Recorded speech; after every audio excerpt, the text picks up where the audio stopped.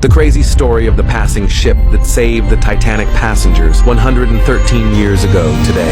It's been a beautiful day on April 11th of 1912 as the RMS Carpathia set off from the port of New York City and got ready for its 10 days transatlantic trip to Fiume Rijeka in Croatia. The days passed peacefully while sailing through the vast Atlantic Ocean without any troubles and stress.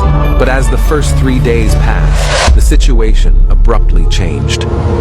As the night of April 14th slowly set in and the clock struck midnight, all of the sudden an SOS call reached the Carpathia. The wireless operator on board immediately translated the Morse code they received over and over again and was left in shock. The Titanic, the largest and most celebrated ship of her time, had hit an iceberg and is sinking right now.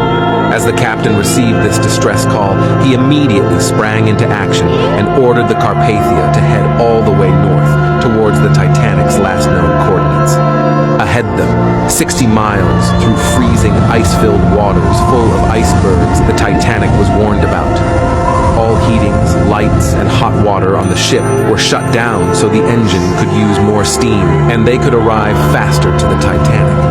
And instead of the maximum top speed of 14 knots, the ship worked up to 17 knots this night, well beyond their limits. Meanwhile, on board, the crew and even the passengers prepared for the unimaginable. Nurses and staff turned dining rooms and social areas into makeshift medical wards, while others got ready the blankets and hot drinks and every scarp of warmth they could offer. They all bound together by a single mission: to save the Titanic survivors before it was too late. Some passengers even woke up and got into panic that they would be the ones sinking, after seeing all the staff running around with tons of life jackets, which were for the Titanic passengers instead.